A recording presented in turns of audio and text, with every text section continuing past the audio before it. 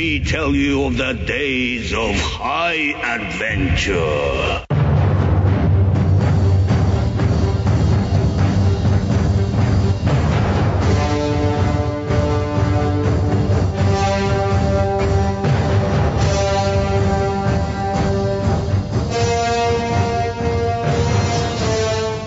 Hey everybody, this is John.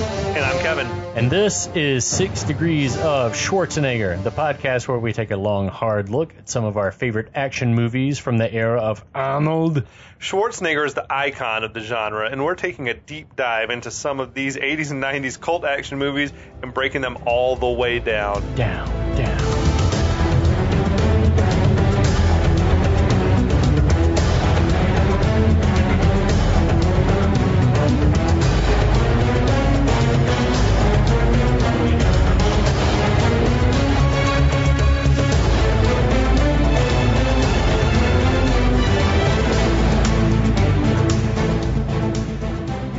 Hello, everyone.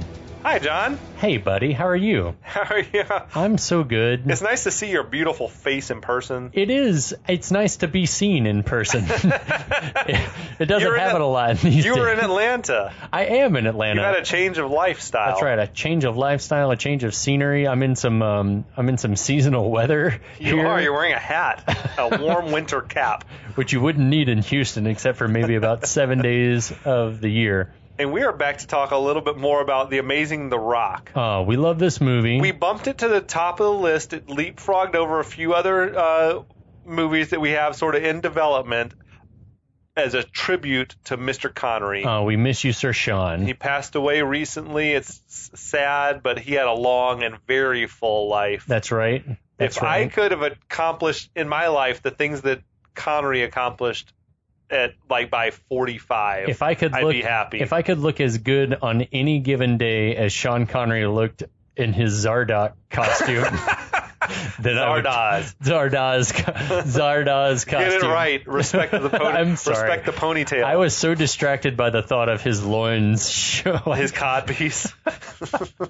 If you don't know what we're talking about, go look for Zardoz. Just Google image search Zardoz. You won't be sorry for long. It'll be burned into your memory. Amazing. So here we are. We're talking about The Rock, episode 2 in our series. Oh, what do you got over there? What are you drinking? I'm drinking that Milam and whatever this thing was. You already forgot. Green. Milam and Green. It's a blend of straight bourbon whiskeys. Yes. And it's delicious. 2 Kentuckys, I think, and 1 from Texas or It's something? 3 different ones. It is, I think, 2 Kentuckys and a Texas. I've had it, but I am not having it. But it was delicious. It's tasty. I just had some just now. I am sipping on Dr. Robot from Atlanta's own Monday Night Brewing. Their blackberry lemon sour. And my friend, is tart and delicious. I'm going to have to I don't know. Fruity. I can't wait. Fruity. Is it a peach amaretto persuasion? Oh, my God. We got to talk about this. We'll get into it. I'm into it. Well, what happened, I guess, we should talk about what happened to Let everything. me sum it up, because you're going to have to talk a lot. You hit it. We got General Frank X. Hummel.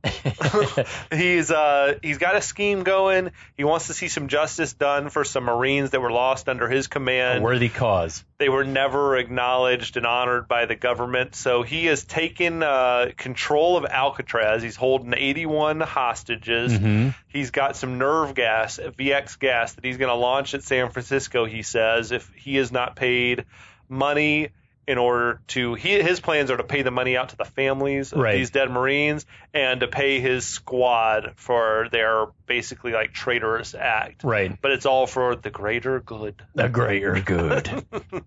We also have Dr. Stanley Goodspeed. He's like a chemical weapons specialist working for the FBI. That is Mr. Nicolas Cage. We love. Yeah. He's we've seen him save the day once already. And basically, we're getting the impression that he's going to come into play.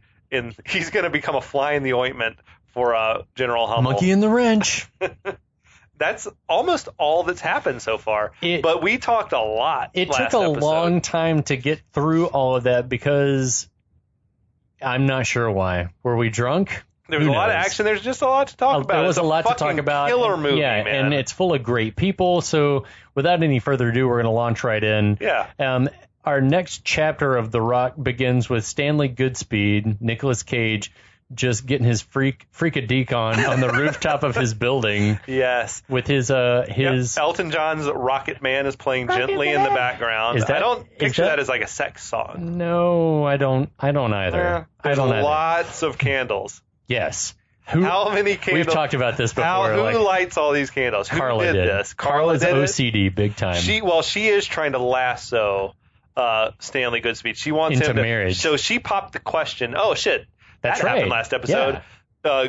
Stanley Goodspeed's girlfriend, Carla. Marriage police pulled over. Yeah, he impregnated her. He pumped a baby into that. And Stanley, you know she how wants to get married, work. and he's like kind of hesitant about it. So that's what's going on in his life. Right. So she's straddled him in a chair. They're it's happening.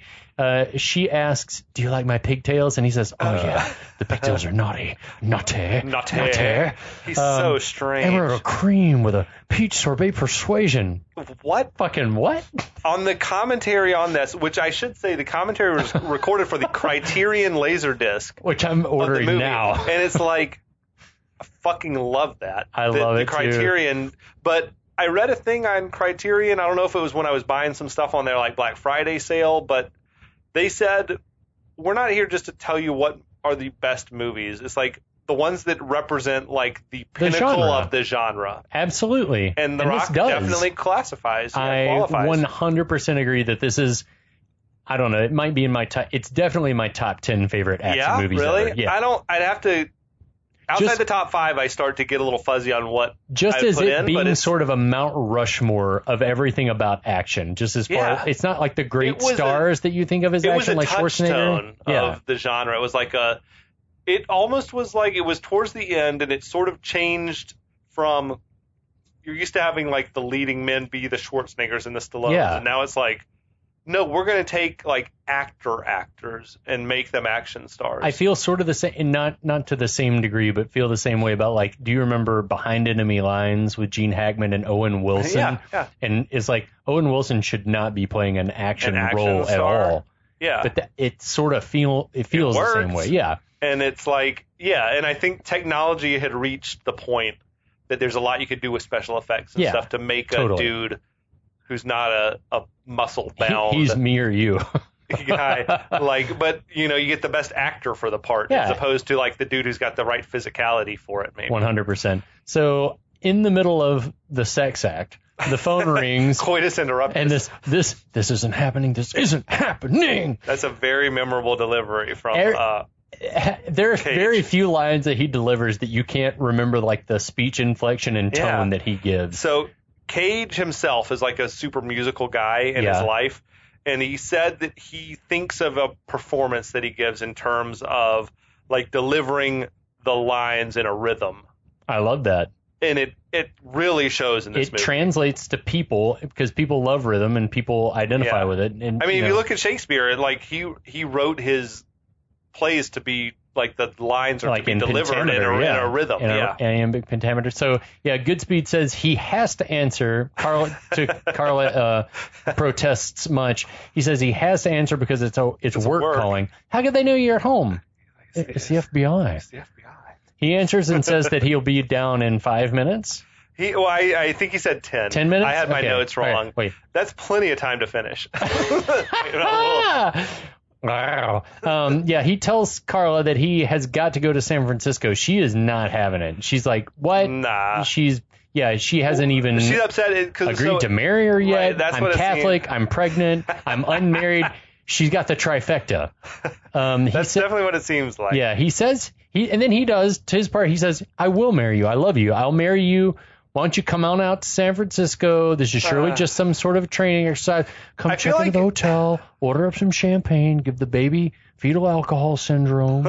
I feel like can you hold someone to anything that they say like during the sex act?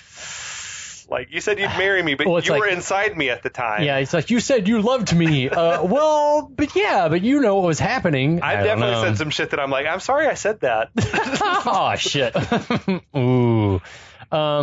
So we cut to the Pentagon briefing room. Hold on, can I back it up just a moment? Yeah. If this is a training exercise, they're not calling after hours saying be downstairs in 5 minutes or 10 minutes for a training exercise. I don't know how training exercises work, so I can... In a world, you would expect, like, it should be a drill that comes with no warning.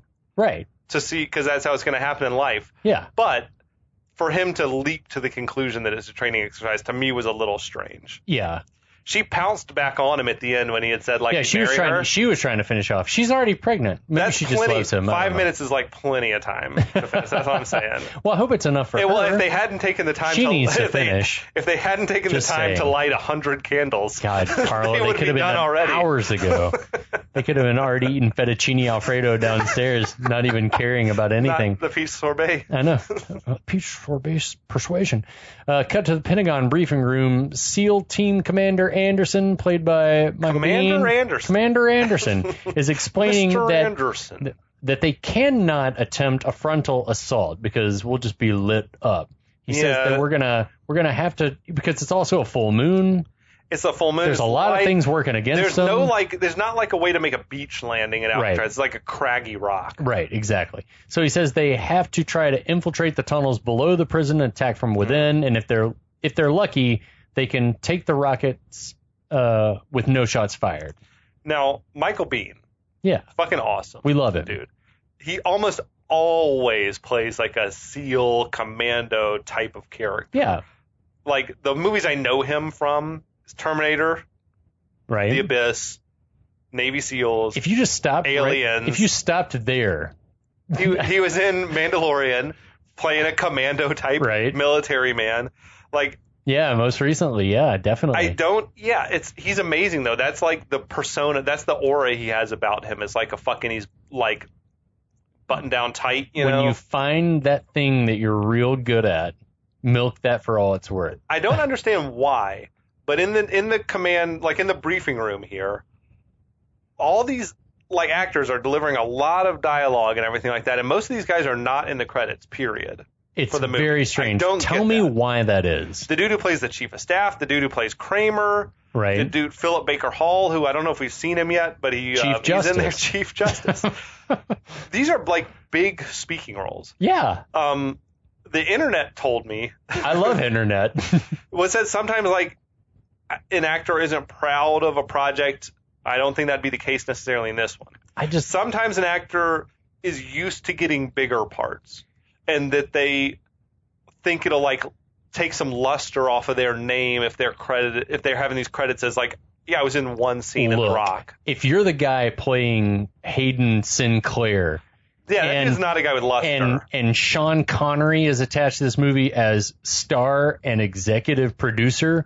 You say, put my name, like slap my name on the fucking box. I want to be on the video because I want to be on the VHS I was on box. The Rock. Yes. It says sometimes you get an actor who's like appearing as a favor to the producer or the director, and they're uncredited because that allows them to work for less pay because of like guild rules and stuff like that. And they're not going to get taxed But this dude much? Sinclair, nah, he needs that money. I don't know him from anything else. I'm sure if I recognize him from other stuff, but I could not name a single thing. The guy I'll look Kramer, it up for the next episode. who was like the general who had been the main bad dude in Lethal Weapon 3, like maybe he's like, I'm trying to get big. Like I don't want to be this small part. But it's The Rock. Like it's a big budget tentpole summer movie. There are no small parts, is what I'm told. Only small salaries. That's what I'm told. Only small union rules or whatever. So General Kramer asks Biehn, Commander Anderson, if they found a route through the tunnels. SEAL leader Anderson says, the bowels of this prison have been ripped apart, put back together again. It's a maze of shit, which is awesome. And the schematics we've got are useless. Then this dude chimes in that you've told me he's the only real life expert. Yes. Harry Humphreys, I think is his name. He was a real like Navy SEAL dude, and like now is, I think, whatever. He's a professional movie technical advisor. He sounds like a Beverly Cleary character. He was the dude with the rockin' mustache. Like he looked really authentic. He did. Old school. So real life expert Harry Humphreys says we need someone with firsthand knowledge of the tunnels. And then secretary over on the phone, she looks like she's like at an auction house. taking orders over the phone. And she says the former warden's dead. All the guards we talked to are useless. They're useless. And this is when Chief Justice pipes up. Chief fucking Justice. Character named Chief Justice. He's not the fucking Supreme Court. Why would he be there? Is he Department of Justice? Maybe that's his name. He'd be like in charge of like getting prisoner transferred or something like that. I hope his name in real life is Chief Justice. My first name is Chief, last name Justice. Deal with it. He says, I might know a guy. He works at Cinnabon and at Annie's Pretzels and Annie's. Anyway, we get a knowing look between he and Womack, FBI director, played by Leo from West Wing. Fucking love him. Womack pulls him out in the hallway for a private chat. It's heated, to say the least. And Womack says, this was for the sake of national security that got us here in the first place 33 years ago. Anyway. Fucking exposition is coming. Exposition between some pros. These are like world-class actors. Yes. So I don't even mind watching them just deliver exposition. Womack says, I knew someday this would come back to bite us in the ass. They talk about a mystery man, an SAS agent who they say is a national security threat and that they've had locked away for 30-plus years. Yeah. Womack says he's a professional escape artist. This mysterious I love this. If he hits the streets. He's broken out of two maximum security prisons. They can't let him hit the streets. So either we know that he's super dangerous or he knows too much or both. Well, I like when Chief Justice is like, he's our age. Yeah. Like, he's not going to hit the streets. I have to get up 3 times a night to take a piss. I love the expression hit the streets. You should have that prostate checked on. Oh, yeah. But Chief Justice. The expression hit the streets is just beautiful, isn't it? Yeah. It's very, very much a part of the times. Anyway, Womack says we can't risk it. He's too much of a risk. Anyway, we see a long-haired Connery as John S. Mason being roused from sleep, put in shackles, walked out of prison. I like in these Michael Bay shots, we see stacks of books, including authors named things like Shakespeare and Sun Tzu. You get like the slow motion of the cell key dropping next to the lock. It's all like epic Michael Bay shit, and I love it. It's all in slow motion. Also, this is where you pointed out, and I loved this, the weird hallway lighting. What are those big lights on the floor aiming upwards? Like, if anything, during any kind of a prison event for a guard, that's going to be like, I can't see anything with this light shining in my eyes. Blinded by the light. Wrapped up like a douche. Wait, now, I think you read like I did that Schwarzenegger was offered the role. Yes, which is peculiar to me. That makes no sense. The timing would not have worked out at all. Alcatraz closed in 1963. Schwarzenegger was born in 1947. He'd be like 16 when it closed, or 15. Yeah, wouldn't have made sense at all. Now, unless they were planning on heavily making him up, which somewhere else I read there's a false impression that he was going to play the Connery character, but he was actually going to be the Goodspeed character. That would have never been even have worse. worked. Like, could you buy Schwarzenegger working in a fucking lab? No. Never in a billion years. Although, especially him then talking about how he has next to no weapons experience. Well, I will say, I want to say maybe came from Cage, that he said in the drafts of the script that were floating around when he signed on, right, that the character was much more of like a Jack Ryan character. I feel pent up in this office. I want to get out and see some action, as opposed to like a dude who loves the science and everything like that. Maybe Schwarzenegger, but he doesn't. I can't think of a role, with the exception of perhaps Twins or Junior, that he came off as like a brainy character. Junior. I never have seen Junior, but I own it. Where he's the scientist that impregnates himself. Shit. If he was really smart, he would have impregnated someone else. Yeah, I don't know. Anyway, But Arnold said in an interview that he regretted not taking a role in this film. But he said the script that he read was like only 80 pages long, and it was just steady plot holes, and it was not a good depiction of what the movie turned out to be. So he did Eraser instead. Well, I'm just wondering what other role could they have fit him in this movie? He could only have been Goodspeed or Mason. But he was not the right age. They would have had to make him older. I don't see him being Mason, and he couldn't have played Nicolas Cage plays such a good, affable sort of nerd. Yeah, exactly. Yeah, exactly.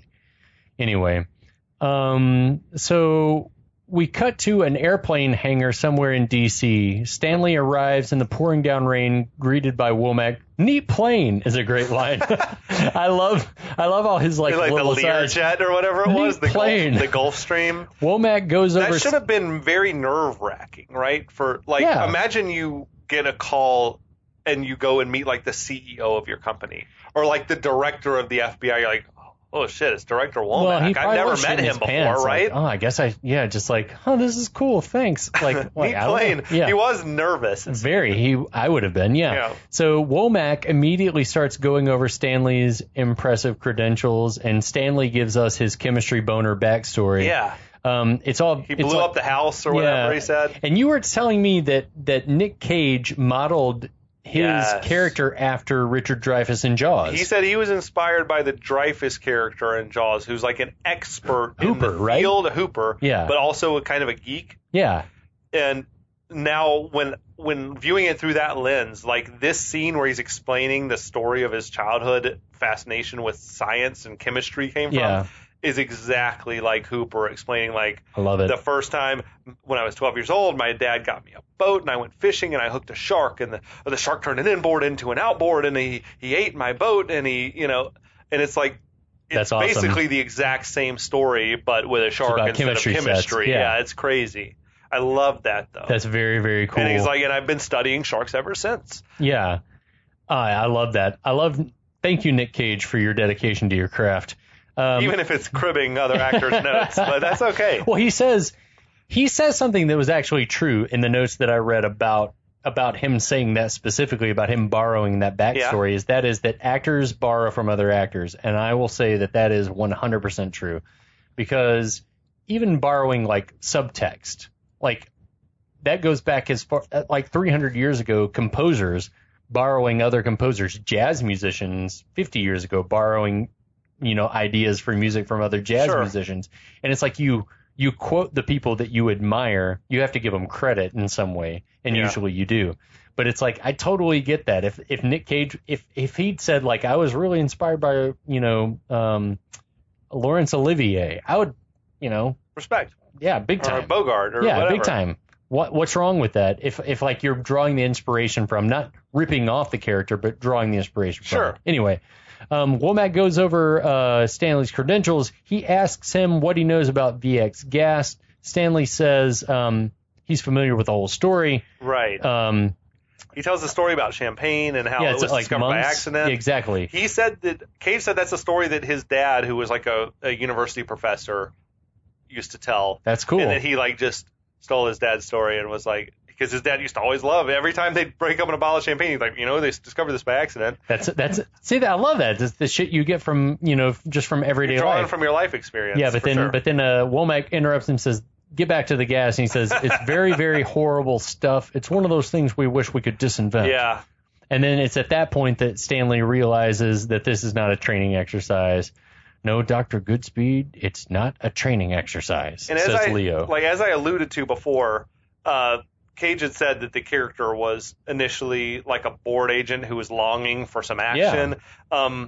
But it was Cage's own idea that he's like, you know what if I think it'd be more interesting if he was like a real lab rat and loved the science, and so he's a fish out of water when it comes to the action. I think it makes it a more effective movie. Plenty of action. If he'd run in their gangbusters like everyone else in the movie, it would not have been as compelling. Well, if you had him plus Mason, who we don't really know much about him yet, but he's like a former commando. Plus Michael Biehn. Like, how you don't need a whole force of Navy SEALs. 3 alphas. No. Like, it's much more interesting to have, it's not like fucking, we're not making Tango and Cash here where we got two super cops. Here's an interesting question.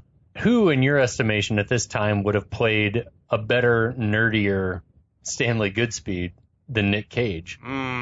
This is off the cuff, ladies and gentlemen. I'm putting him on the spot. We haven't talked about this. He might have been a little old Jeff Goldblum. Ooh. I think he would have been right in the sweet spot. Is he about the same age, you think? Right in the sweet spot. It was been a few years after Jurassic Park. I think right in the sweet spot. He could have done it. I think so. My man could have done it. I don't want him to do it. I think Nick Cage nailed it. Yeah, Nick Cage crushed it. The thing about Goldblum is he's like 6'3". Yeah. Would he be towering over everyone else? And it'd be weird. The tall nerd that we're all looking up to. Hello, sir. I don't know, but he has the similar kind of kinetic energy. You realize that there him. are rockets in Alcatraz, don't you? Just give us a little bit of Dr. Ian Malcolm. I don't know who else. There are others, surely, but I don't know that anyone could have done better. Paxton? Paxton. He should have been one of the Marine goons. Or he should have played Paxton. Paxton, yes. He would have been a good Paxton. He would have been a great Paxton. Yeah. Anyway, we cut to San Francisco. We see sentries guarding the perimeter of Alcatraz.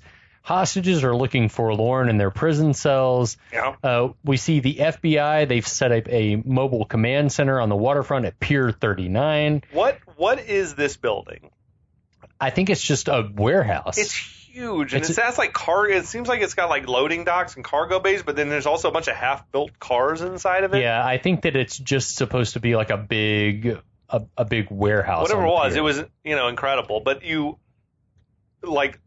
for those of you who aren't aware, real estate in San Francisco is a fucking premium. Well, if you're the United States government, though. You wouldn't have this huge fucking building that's just empty. The United States government does. Do you think the government owned that building? I thought Absolutely. It was just something they commandeered or something. Well, either way. I don't know, yeah. They could afford it. So anyway, Womack and Goodspeed arrive at the field office, the mobile office, where they're greeted by Paxton, not Bill, but played by William Sadly, Forsythe. Not Bill. William Forsythe, who, let me scroll up back to my notes, which I read his IMDb bio is hysterical. It starts off with... I know Flat Top from Dick Tracy, and I don't know what else. But his bio says, dynamic, entertaining, heavy-set actor with piercing eyes. So his agent wrote that? I guess. Heavy-set is not like... He wasn't heavy-set in this film. No, but that's what I'm saying. It's like, what a weird turn of phrase. Like, that's how you're describing? Their agents or publicists write their bios, I think. Anyway, I loved that he described it as heavy set, but yeah, anyway. He's in charge of that office, we take it, right? Like, he's the man in charge. Yeah, he's the special FBI agent guy. in charge. Exactly. Of the San Francisco office. Yeah, okay. So Forsythe Paxton says that they have the prisoner. Wait, I was dismayed by how close the cars came to hitting those pigeons when they rolled up to the building. I was like, cruelty to animals, no! Like, no pigeons were harmed in their filming of this movie. And if they were harmed, fuck them. Yeah, fuck them. They were probably sick with coronavirus. Anyway, Womack and Chief Justice were talking about the prisoner that they have in custody, but Paxton is confused because there's no record. There's no record of this guy. That's right. Womack explains that he's John Mason, a British agent, and that he was imprisoned on Alcatraz in 1962 and broke out the next year. Correct. So I love this. Paxton chimes in, I was under the impression that no one ever escaped, to which Womack claps down, Paxton, don't argue. Like, Womack's character has been building in dickishness from scene number 1 with him. He's like, damn, he's a hard ass. He's sort of an asshole. He's a heel, right? I guess he's meant to be a heel character. When I first meet him, though, I don't necessarily think that. But as the scenes go on, it's like he gets worse and worse. Like, I think less of him. Yeah, he doesn't have a whole lot of integrity, as we'll see. Yeah, so he says that the prisoner, in the eyes of U.S. and British government, does not exist. Right. It was like that thing of... He's a phantom. We captured him. The Brits said we don't know who this is. And they're like, oh, well, I guess we'll just hold him indefinitely. So Womack sends Paxton in to make a deal with Mason. And the deal is that he'll get a pardon if he can show them a path through the bowels of Alcatraz. Paxton says, why don't you do this if you already know each other? To which then Womack's like, oh, that's not a great idea. It seems to be a sore subject. It's weird, right? Well, he's like, oh no, he remembers me. Like, I don't want it clouding the issue. Because then for the rest of this movie, you get the feeling that Womack would love to fucking kill Mason himself. Oh, you got that impression? Big time. Like he wanted to end his life? Yes. Without giving too much away, I'll give a lot away. Like, he wants to see a dead body at the end of the movie. He just wants to make sure Mason's never a free man again, whether he's dead or, I guess, in jail. It makes me wonder, it's like, is Womack such a dyed-in-the-wool, like, hardcore, quote-unquote, maybe patriot? Maybe he's cut from that, like, that J. Edgar Hoover cloth. Yeah, maybe I don't know. We get the idea that there's some bad blood there, but then Paxton and Mason as soon as Paxton's in the room, they're it is Mason's fault. They're adversarial from the get-go. Right. Paxton, even though... But Paxton's a hard ass. Paxton was warned before he entered the room, don't try to play hardball with him. Yeah. Like, don't go hard. Anyway, Paxton says, I don't know about your past, but you're here because there's a problem and we think that you can help us with it. Right. Yeah. And then this is excellent. I love this kind of writing where Mason immediately starts going into, like, trying to feel his opponent out by maybe referencing things that his opponent's not. We've seen that Mason's very well read. Like, he's been doing a lot of reading in his time. Shakespeare. So he starts referencing Mandela, Alcamenes, Sir Walter Raleigh, Alexander Solzhenitsyn. Yeah. Goodspeed. Who, like, I love Paxton when he's like, he says that he breaks up the Solzhenitsyn. He says, didn't he play for the fucking Red Wings? The fucking Red Wings. A good chap. Connery replies. But Goodspeed in the other room is like picking up on all of that. He's like, okay. He's a nerd. I mean, he's like read the same books or whatever. He's probably an Ivy League dude. If he's a Jack Ryan, like, or any other kind of like special agent that wants to like run in their guns blazing, he's maybe ostensibly not going to be in the same mind frame. Anyway, Paxton cuts to the chase and tells Mason there's a hostage situation on Alcatraz. Mason's confused. The Rock has become a tourist attraction. It was like a mixture of like confusion and he's amused by this, or he doesn't like. Here's what I wonder. Even if you're in high, like locked down security, like current events, are they being withheld from you? Do you not have access to any periodicals whatsoever? I'm curious. He obviously has a great library that he reads from. They're giving him books. Like, does he not? But he might not be removed from like pop culture or, the internet. But it's interesting that, like, whether he's playing it for a fool or if he's being legitimate.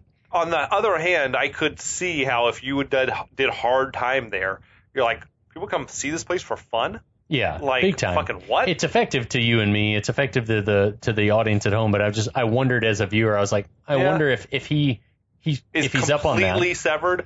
Depending on how much they have him locked down, it could be that he has no access to anything. I kind of believe that is the case, at least for the purposes of this movie. So anyway, Paxton says if he'll help them, if Mason will help them, he'll get out of prison while he's still upright. While you still got a little lead in the pencil, huh? That's a sexual thing, right? Right. Okay. Boner. While you can still get it. While you can still get it up, sir.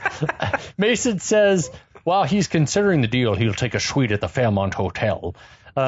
Paxton, which he was told not to play strong arm with Mason. He tosses a quarter at him. I feel like he fucking can't help himself. He's like, he tosses a quarter, which wouldn't work now because payphones don't exist, and tells him to call his lawyer. It's an unnecessary escalation of the situation, right? That gag, it shouldn't work, but I bought it, like, in the moment. Yeah. And the, like, extreme close-up with the quarter spinning on the tabletop and then falling on the floor, I'm like, I don't know how that was accomplished, like, whether it was a real quarter or whether it was, like, an oversized It reminded coin. me of my favorite shot in Lord of the Rings with the oversized ring on the chain and like, heading up to Caradhras. I'm like, it looks amazing. It's just this awesome. classic Michael Bay, like, sort of abstract-ish shot. Yeah. And it just, like, is like, that's a fucking cool thing to look at, which I think is half of what he's going for. I love it. Anyway, Paxton. When I was watching with my friend who had never seen the movie before, she was like, "Don't leave that quarter!" Like, even before anything happened. Smart. Yeah, That's it smart. was like, so it's clever. Super smart. So Paxton goes back in the waiting area. He's content to let Mason stew for a while, but Goodspeed rightfully points out that time is short. Womack agrees. So Womack tells Goodspeed to go and talk to Mason. And it's like, I love that exchange. What? Yeah. He's like, well, don't tell him you're... He tells Stanley not to mention that he's like, don't even mention that you're a chemical weapons expert. I'm a chemical guy. I don't talk to prisoners. You want me to lie? Don't mention that. Yeah, lie. Yeah, lie. I love it. It's just like instant. Yeah, no, lie. That's exactly what I want you to do. He's awesome. Leo is awesome. He's amazing. John Spencer. Shout out. We love you. R.I.P. Yes. Upon entering the room, Goodspeed is fucking super awkward. He really is. I'm Stanley Goodspeed. I'm Stanley Goodspeed. But of course you are, which is apparently a line that he from another Bond movie. I think it is Diamonds Are Forever. I think Plenty O'Toole. But yes, Plenty O'Toole. Yes, Plenty O'Toole. But of course you are. But of course you are. Cage is so good at playing the goof. Yes. So good in this movie. They had the whole bit with the coffee. Yeah. Can we get a cup of coffee in here, please? Mason is like, coffee? And he's like, no, I'm good. He's like, no, you offer me coffee. That's the main bit of this movie. No, I was gonna. That feels like Aaron Sorkin writing to me, that scene. All of the stuff. The bit when he walks in, that whole scene, I was like, okay, if they hired Sorkin, this feels like a scene that was written. I love all of Nick Cage's like waving of the hand, trying to appear sort of macho in front of this guy, like playing this part. In here. Put a cup of coffee in here, please. Mason also asked to have his handcuffs taken off, which Goodspeed complies with. We love the little guy. Well, that's one way to like the guy. The little dude Willie Garson from like Sex and the City, but he's just a comedy actor who's just. I'm sure he was uncredited in this. He's just a background player. He's probably like, what if I said something funny here? And he did. And he nailed it. Yeah, so Goodspeed shoves the pardon across, says, do what we're asked, we'll give you pardon. Mason goes to sign it, muttering something in Latin. Goodspeed immediately knows what he's saying. It translates it to, I fear the Greeks even when they bring gifts. Mason. I like this. I like that Mason's like impressed. That's what I feel like, though. It's like everything that Mason says from the time Paxton walked in has been trying to feel out the situation. And he hasn't gotten the information until Goodspeed walks in, and he's already like, "You're not a field agent." Well, they're on a closer wavelength, like they're elevated, like philosophically and all that. Philosophically, but you feel like that Mason is the best of both worlds. He's philosophical, he's got the goods, and he's whoever else. They have a little back and forth. Goodspeed lies about his expertise, says he's anti-terrorism. So you're into explosives, weaponry, close combat. Well-trained. Yeah, well-trained, sir. Mason agrees to the deal and says that he'll take the room at the Fairmont with a little pampering. I want a suite, a shower, a shave, the feel of a shoot. Did you tour around San Francisco much when you were there? I drove around, the downtown area. Did you go check out Fairmont or anything? I did not. At this time, it would have been totally lost on my radar, especially because the only time that I really went downtown from where the Opera House was on Van Ness across the street from the courthouse was when my parents were in town. But it was really, really close to the Fairmont. The Fairmont's fucking amazing. It's like the neighborhood is called Nob Hill. Yeah. And it was like where all the millionaires used to live. The common folks called them knobs. I think that's where it comes from. It's like all the knobs over on Nob Hill. Badass. I didn't stay at the Fairmont when I was there. I stayed at the hotel across the street, the like Mark Hopkins. Dude, that's cool. But I did all my drinking at the Fairmont. That's badass, man. That's Fairmont's very cool. Fucking amazing. They have this like tiki bar down in the basement or whatever as well. For those of you who are listening now, COVID's still a thing. When this is over, Kevin and I are going to the Fairmont. You can find us there. We'll let you know. And the top of the Mark Hopkins top floor has this like amazing view because Nob Hill's about the highest thing in the city. Right. And there's like this martini bar up on the rooftop sort of bar. It's amazing. So yes, we'll go check that out. Badass. First round's on me. All the rest of the rounds will be on me for alerting me to this bar. After we get Mason talking about his suite, we get Goodspeed saying he's suggesting a haircut. He's like, your look's sort of out of style. It's a grunge thing. Sort of badass. I like that. Yeah. After Goodspeed's walked out, Mason uses his chair leg. We see him smash the edge of the quarter that Paxton threw. Would that work? Like, could you smash a coin? I feel like with just a chair leg? I feel like if you smashed it and there's one other guard in there, they wouldn't be like, what are you doing? Maybe they would be. I don't know. But yeah, I feel like the chair would have, there wouldn't need to be like one of those felt pads on the bottom or something. Yeah, sure. You could do it that way. So Goodspeed walks back into behind the two-way glass. Womack immediately takes the pardon agreement and tears it up. After making fun of Goodspeed. Yeah. Asshole. So, like, more and more, Womack seeming like a dickhead. Goodspeed's pissed. Yeah, he's like, I gave that man my word. But Womack says, you're on a need-to-know basis. After Stanley's like, what are we even holding this man? He's like, you don't need to know. You're on a need to know basis, and you don't need to know. Which is irrelevant because that line pays off a couple of times. Yeah. So Womack is starting more and more to seem like a fucking bastard. Right. Goodspeed, the smart guy. Yeah. He says that all the historical figures that Mason mentioned were people that were wrongfully imprisoned. Yeah, I looked them all up, and the facts were correct. Right. And then while this is happening, I love this whole bit is happening, and you see Mason sort of inching towards the glass, leaning towards the glass, and then all of a sudden like doing the ring around the glass with, we guess, the quarter. Would that work? Does that weaken the glass or make it easier to break it anyway? I feel like yes. In '96, it would have. You don't question it that much when you're. He's like, he must know what he's doing. I don't know. I mean, because you guess it's bulletproof. Maybe. Or maybe it's not bulletproof. You can put an elbow through it, I think. Yeah. But I think it's just maybe to make it break in like a cleaner ring. I have no clue. I trust that John Mason knows what he's doing. Someone did the research on this. Exactly. It's not us. Exactly. So he busts a hole in. He sees Womack. Womack, why am I not surprised, you piece of shit? Do you think would it be easy to recognize a dude? Is this the first time you've seen him in 30 years? Yeah. And you think he's just like... After a decade, I saw you and you look exactly the same. Oh, thanks, buddy. Exactly the same. You're still just as handsome. Thanks. You're welcome. Anyway, guards burst in. We love this. Subdue Mason who throws up peace signs. He says peace. Peace. Cut to, we see Goodspeed riding with Mason in the back of a paddy wagon. Goodspeed calling Carla says, hey, babe, don't come to San Francisco. Is this the first opportunity he's had to try to call her? I think so. It's been a busy afternoon. I don't know why he couldn't have called her on the plane unless that technology didn't exist. Work on the plane. Unless they had a phone on the plane, they had to have. They had to have something. Anyway.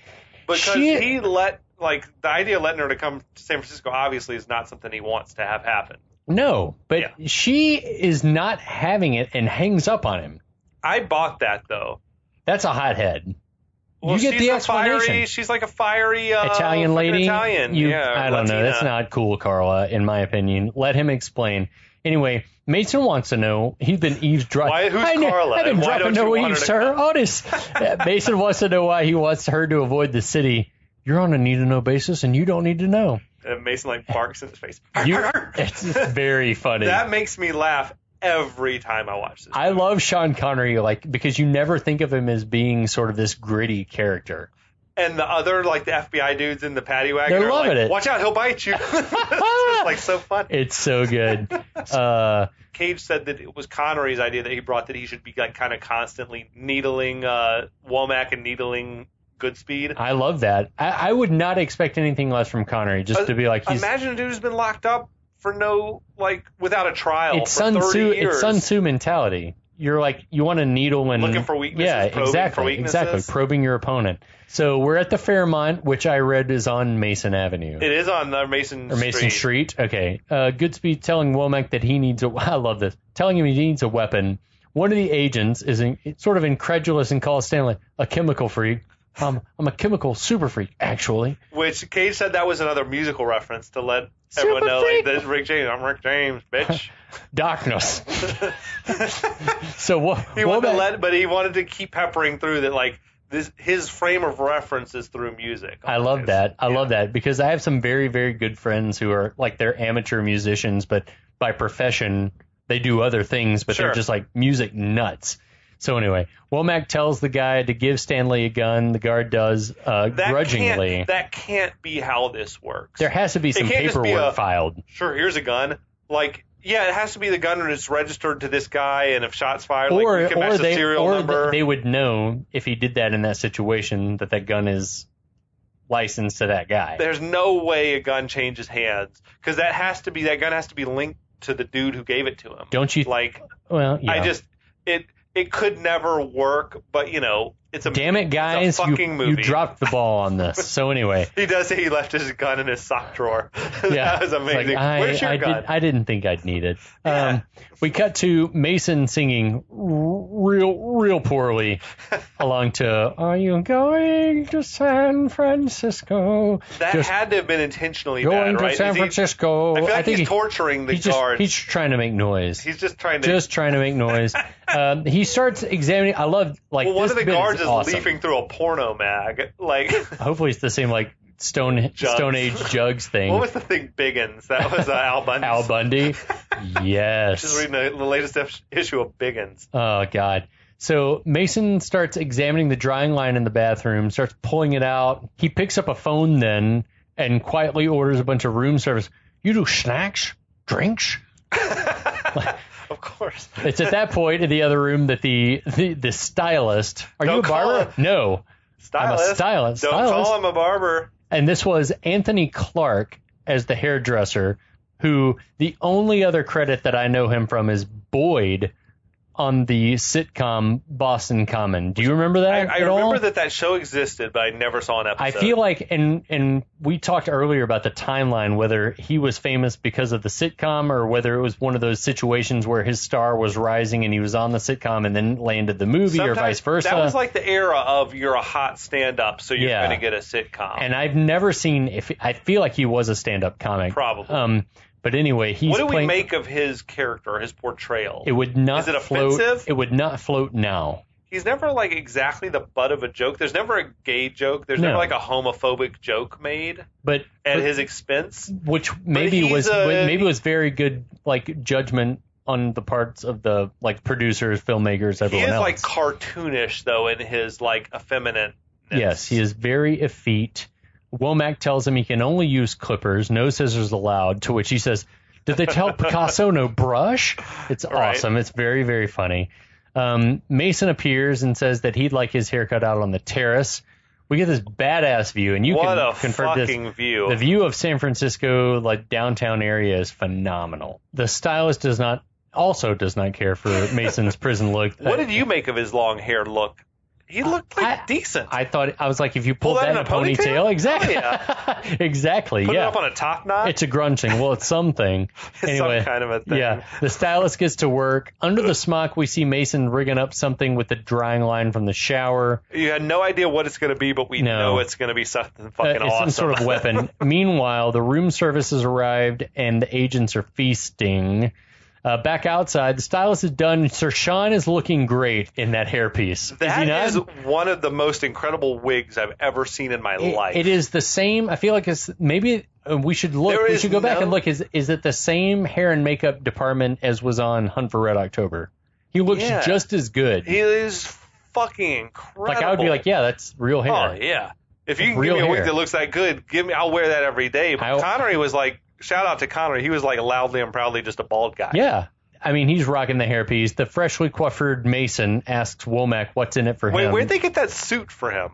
Did he say earlier he wanted the feel of a suit? He said he wanted the feel of a suit. Okay, that shit was tailored as hell, though. It was fucked awesome, and that tie was beautiful. So, yeah, he asks Womack, why should I trust you? Womack says, trust me, you'll get your life back. So... And Mason, meanwhile, he's like looking around. He's looking over the balcony, like it's a little foreshadowing. Yeah, he's like definitely scoping out the area. Womack does give him his word. Will you shake on it? And I love when Womack puts his hand up, this like, ching! It's like a knife being thrown or something. There's a musical cue, like, ding! Okay. And Mason grabs him, tosses that loop of the drying line around his wrist, and flings him off the balcony. That was intense. So cool. Whoever that stuntman was, that was a killer stunt. Badass. Goodspeed pulls the gun, tells him to pull him back. Freeze, mister! Freeze, mister! Drop the gun, I drop your boss. You will not! He does deliver those lines with like a rhythm. Oh, big time. Not. Big time. Then Connery says, he's getting very heavy. All this time, Womack is like screaming. Like, should Goodspeed have been screaming for help? Or is he worried that he's going to drop it? I would have. At that point, I would have, because Womack would not have been the only person in the know at that point. True. No way. I'd have been like, yeah, fucking drop it. Fine. Anyway, Mason wraps the end of the rope around the armchair of some like patio furniture and lets it go and runs off. Goodspeed runs and grabs the chair, calls for help. Now he's screaming for help, yeah. Agents come running. Mason's gone. He says, Mason's gone. They're like, go. Like, everyone's screaming. It's a whole hullabaloo. Sort of takes off after I love Mason runs in the elevator where the stylist is, and the stylist is like, all I care about is, are you happy with your haircut? It's a pretty good line. It's fucking badass. Funny. I did not like the stylist's hairstyle. Like the weird little curls he had down in front. But, that's fine. A lot of times people that cut hair, they don't have enough time to spend on their own deal. So anyway, on the terrace, the agents pull Womack, but he's like, "Watch it, you fuckhead, you're going to pull my arm out." His voice is crazy, like the agonized pain sound. And that had the look of, I mean, it was not him hanging from the thing, but when they were pulling him up over the railing, it looked like they probably really shot it on location with him on the other side of the railing and maybe a platform harnessed in or something. Yeah. So Mason goes crashing through the hotel kitchen. Goodspeed goes behind. As Stanley rounds a corner, Mason surprises him with a sucker punch, but then keeps running. I felt like there was like the missing moment of like a big burst of flame, like from a cooktop or like a grease fire. I mean, this is a Michael Bay movie. I expect there's going to be a burst of flame in the kitchen. Or probably like the running down the escalator was enough. Outside, Mason steals a guy's Humvee from the valley. We love the weird German guy. He's a weird little pushy German dude. This is my Humvee. If you put the one dent on, I'm going to kick your ass. I don't want any dings, dents, or scratches. I'll have your ass. It's like, weird. What? Okay, thanks. Like, I wonder, like, was he a friend? Like, I wondered, because he seemed, I don't know, like... That was an odd The voice sounded familiar. It's sort of like Wolfgang Puckish, but it's not Wolfgang Puck. Was he a... Wolfgang Puck's a good shout, though. It was like that. Yeah. So there's suddenly a fleet, you're not wrong, of government vehicles going off in hot pursuit. They were already, like, in the cars, engines ready running. To go. And this is where we get, like, one of those bullet-style car chases through San Francisco. Michael Bay's version. Yeah, exactly. It's a fucking Hummer and, my God. And a yellow Ferrari. It is yellow. adrenaline-fueled bullet chase through the streets of San Francisco. It's not gritty. Bullet's car was badass. Yeah, but it was awesome. Yeah, Goodspeed commandeers the Ferrari. Mason's crashing through the streets. Awesome flying car stunts. Mason crashes through a construction site, crashes through a truck hauling Yosemite water bottles. Yes. Goodspeed's like trying to catch up in the chase. He got the Ferrari. He's like making good time. Yeah. But all the way, like law enforcement vehicles are like catching flack, like blowing up, like getting knocked off. Mason knocks a car into a telephone pole. There's a fire crash. The pole falls down across the street behind Mason, blocks the road. Not without like cars flipping through the air and like corkscrewing. Unbelievable. Like everything that's happening as a result. Amazing. Goodspeed on a dime. He's not from San Francisco. No, but he recognizes the road's closed. And I'm going to cut down a block. Takes a detour around the pileup through a building. Why not? Oh, well, why not? Yeah. Like another line delivered with that rhythm that he referenced. I got this point. For someone who hasn't operated a motor vehicle in 30 years, or any vehicle for that matter, good.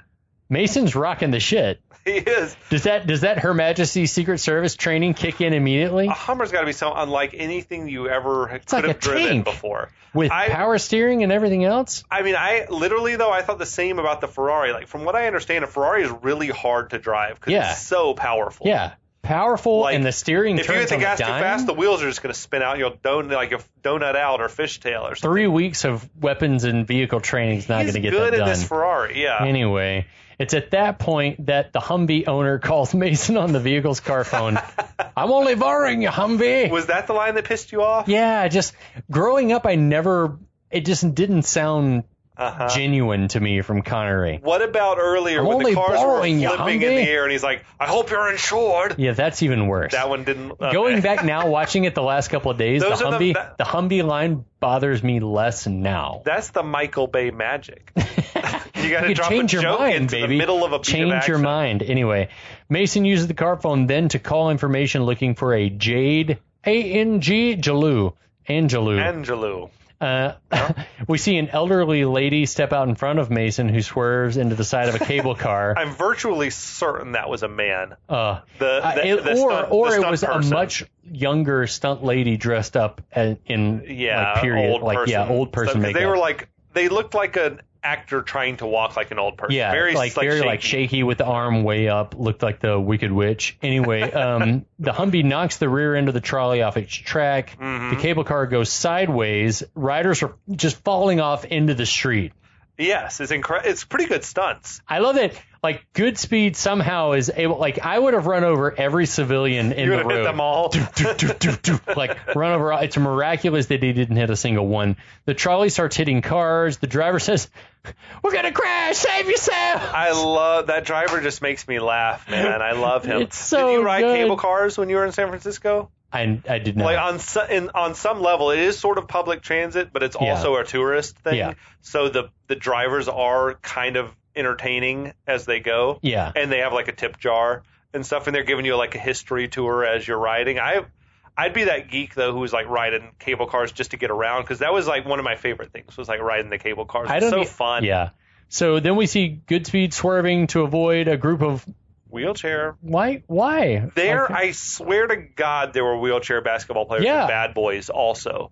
Like, okay. Like that. I Do you felt like think this it's was just like a him Michael like Bay giving a touch. shout out? I don't know if he knows someone who's in a wheelchair or something like this, but That's kind of cool. it's cool because it's not the normal. It's not the homeless lady pushing a cart Right. of cans. Exactly. that Yeah. we get in every other movie. Oh my God. We see the Ferrari jumps the curb, mows down a row of parking meters, cracking the windshield. It smashes the shit out of that That windshield. car is fucked. Anyway, Goodspeed spins to a stop at the bottom of the hill. The airbags deploy. The windshield is intact. Yeah, oh my God. We don't even ask. The cable car is careening down the hill, smashes into an SUV. There's a huge explosion, throws the trolley car. That stunt's awesome, where That throws was it up in the fucking air. incredible. They did that for real. That's badass. I think they added CGI flames, like more flames than was there. But they jacked the thing up in the air and dropped it. I don't even know how. It looks amazing. It crashes down, rolls over on its side, slides down the steep incline towards the Ferrari. Goodspeed frees himself from the car just I feel like before he like the shot trolley. the airbag to deflate it and bailed. Yeah, like, I mean, and then we get the like Goodspeed like stands up in that Michael Bay low pan around. You gotta have the trademark Michael Bay shot. It's like sort of low angle, looking up at him. Yeah, well, it's panning around, rotating slow. around him It's as so the good. music swells. I love the dude on the dirt bike. Hey man, you just fucked up your Ferrari. Back in high school, we used to laugh like, "You just fucked up your Ferrari." It's not mine. And the dude starts laughing. He shoves him off that dirt bike. Yeah, dude laughs. Stanley pushes him down and seals his bike. And friends, that's enough. That's a lot. But wait, the trolley driver. I gotta pay respect to the trolley driver because he dude fucking is kills awesome. me. You can hear him in the background. He's like saying, "My baby's going down in flames." But then they cut back to him and he's like, "Damn it, this sucks." I love that. So good. Where's that son of a bitch at? I'm gonna hunt him down. That motherfucker ain't safe nowhere. Do you think that they just told him just improv guy? Just ad lib. I wonder if he was an actor or whether he was like an actual City of San Francisco trolley driver. I feel like that dude was such a comedian. I feel like he was probably a comedian, but I have no clue. It's like a cheesy and a cheap joke, but man, it makes me smile. He it makes me destroys chuckle. it. I can't help it. Every time. Damn it, this sucks. What else can you say? Like that's your way of making a living. Yep. It's smashed and burning. I love it. I love it. Sucks. This episode, though, this movie does not suck. Neither did this episode, we think. You should go back and listen to it again. Smash that subscribe button. We don't have a subscribe button, but go back and listen to it anyway. We hope you guys are enjoying week 2 of our breakdown of The Rock, and we'll see you next week. Yeah, we'll be back.